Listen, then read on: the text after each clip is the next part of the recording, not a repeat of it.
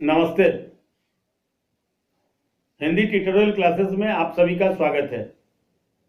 आज हम लोग कक्षा 10 के लिए निर्धारित पाठ्यपुस्तक स्पर्श भाग 2 में संकलित हबीब तनवीर की कारतूस शीर्षक एकांकी पाठ को समझने की कोशिश करेंगे। अंग्रेज व्यापार करने के बहाने भारत आए थे, लेकिन अंग्रेजों ने अपने कुटिल कूटनीति से आहिस्ते आहिस्ते भारतीय रियासतों पर अपना अधिकार जमाना आरंभ कर दिया। ईस्ट इंडिया कंपनी के माध्यम से भारत को गुलाम बनाने की अंग्रेजों की इस चाल को पहले हिंदुस्तानी नहीं समझ सके, लेकिन उनकी नीयत उजागर होते ही देश से अंग्रेजों को बाहर खदेड़ने के प्रयास होने लगे। प्रस्तुत पाठ में ऐसे ही एक भारतीय जाबाज युवक की दिलेरी की कहानी है। इस एकांकी में कर्नल, लेफ्टिनेंट, सवार और घोड़ा 4 पात्र हैं। कर्नल और लेफ्टिनेंट आपस में बातें करते हैं।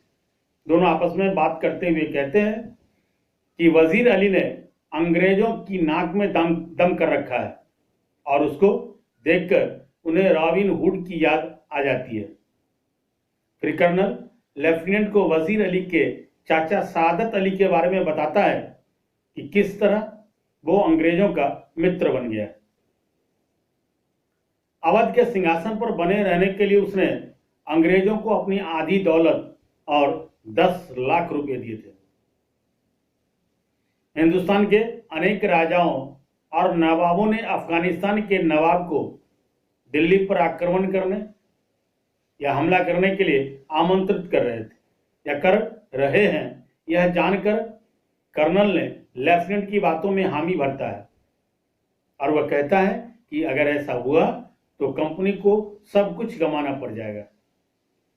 लेफ्टिनेंट वजीर अली को अंग्रेजों के लिए खतरा बताते हुए उसे गिरफ्तार करने की आवश्यकता बताता है, जिस पर कर्नल कहता है कि वजीर अली को वह वर्षों से पकड़ने की कोशिश कर रहा है, लेकिन उसकी पकड़ में वो नहीं आ रहा है। वह उसे बहादुर बताते हुए वकील की हत्या की घटना का वर्णन करते हुए कहता है कि वजीर अली को उसके पद से हटाने के बाद उसे बनारस भेज दिया गया था, पर कुछ महीनों के बाद गवर्नर जनरल वजीर अली को कलकत्ता बुलाने लगा। वजीर अली ने कंपनी के वकील से शिकायत की कि गवर्नर जनरल उसे कलकत्ता बुला रहा है। वकील ने वजीर अली की शिकायत पर कोई गौर नहीं किया और उल्टा वजीर अली को ही भला बुरा कहने लगा। वजीर अली के दिल में तो पहले से ही अंग्रेजों के खिलाफ नफरत भरी हुई थी और वकील के इस व्यवहार ने उसे और गुस्सा दिला दिया। उसने वकील की हत्या कर दी। कर्नल लेफ्टिनेंट को यह भी बताता है कि वजीर अली नेपाल पहुंचकर अपनी ताकत को बढ़ाना चाहता है, जहां से फिर अफगानिस्तान के नवाब के साथ मिलकर अवध पर वह कब्जा करेगा और अंग्रेजों को हिंदुस्तान से निकालेगा। इसी बीच लेफ्टिनेंट कहता है कि उसे घोड़े पर सवार किसी आदमी का सीधा अंग्रेजों के तंबू की ओर आता मालूम हो रहा है। घोड़े के टापों की आवाज बहुत नजदीक आकर रुक जाती है। एक सिपाही अंदर आकर कर्नल से कहता है कि कोई एक सवार उससे मिलना चाहता है। कर्नल सिपाही से उस सवार को अंदर ले आने के लिए कहता है। कर्नल सवार से आने का कारण पूछता है तो जवाब में उस सवार ने कर्नल से कुछ कारतूस मांगता है और कहता है कि वह वजीर अली को गिरफ्तार करना चाहता है, पकड़ना चाहता है।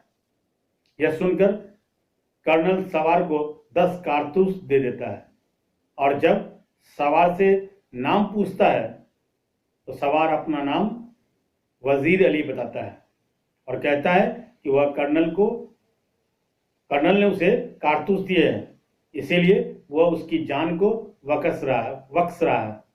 इतना कहकर वह वजीर अली बाहर चला जाता है। घोड़े के टापों की आवाज से लगता है कि वह दूर चला गया है। इतने में लेफ्टिनेंट अंदर आता है और कर्नल से पूछता है कि वह सवार कौन था। जवाब में कर्नल दबी जवान से सिर्फ इतना ही कह पाया या कह सका, एक जाबाज सिपाही। तो ये थे कारतूस शीर्षक एकांकी के सारांश। आशा है बात आपकी समझ में आई होगी। यह वीडियो आपको पसंद भी आया होगा। वीडियो आपको पसंद आया हो तो इसे आप लाइक करें, इसे अपने मित्रों तक शेयर करें, और अगर अभी तक अपने चैनल को सब्सक्राइब नहीं किया है तो चैनल को सब्सक्राइब करें, बेल आइकन जरूर दबाएं ताकि समय से नए वीडियो का नोटिफिकेशन सबसे पहले आपको मिले। आप देखते रहिए हिंदी ट्यूटोरियल क्लासेस। धन्यवाद।